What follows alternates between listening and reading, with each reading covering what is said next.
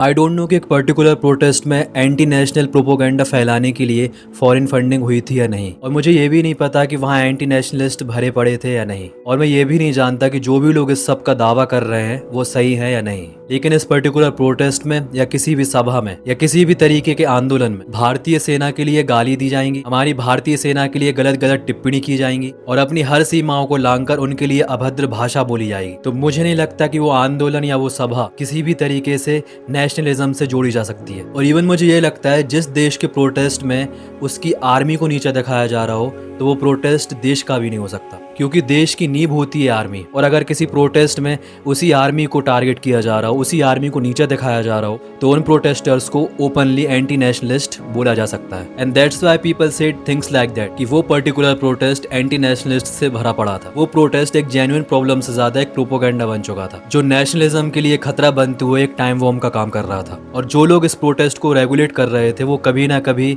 आगे भी इस चीज को बढ़ावा देंगे। और मैं यहाँ जेन्युइन प्रोटेस्टर्स की बात नहीं कर रहा हूँ जो सच में उस प्रॉब्लम को प्रॉब्लम की तरह ट्रीट कर रहे थे, जो उस प्रॉब्लम से जूझे भी और उस प्रॉब्लम को फिनिश भी किया। पर इस बीच कुछ ऐसी गतिविधियां हुई हैं जो नेशनलिज्म को कहीं ना कहीं खतरे में डाल रही थी, और अगर आगे भी ऐसा हुआ तो आगे भी डालेंगी। और इस चीज को क्यों एंटी नेशनलिज्म से जोड़ा गया, जोड़ा जा रहा है और आगे भी जोड़ा जाएगा, वो आप खुद पता लगा सकते हैं। भारतीय सेना की वजह से हम चैन से सो पाते हैं, चैन से उठ पाते हैं, चैन से पढ़ पाते हैं, जॉब कर पाते हैं और जॉब से कमाया हुआ पैसा सुरक्षित तरीके से यूज कर पाते हैं। क्योंकि जिस दिन भारतीय सेना का सपोर्ट हम सब पर से हट गया, ना हम चैन से सो पाएंगे, ना हम चैन से उठ पाएंगे, ना जॉब पर जा पाएंगे, और जॉब पर चले भी गए तो उससे कमाया हुआ पैसा सुरक्षित तरीके से यूज नहीं कर पाएंगे। हम सब एक ऑब्जेक्ट बनकर रह जाएंगे। फिर हमें देश का आदमी डिक्टेटर नहीं लगेगा, बाहर का आदमी हमारे देश में आके डिक्टेटरशिप करेगा, और हम में से उस वक्त किसी के भी मुंह में इतनी सी भी जबान नहीं होगी कि उसे डिक्टेटर बोल सके। सारी फ्रीडम ऑफ स्पीच चूल्हे में चली जाएगी। तो ये रियलिटी है कि भारतीय सेना हमारा असली सुकून है,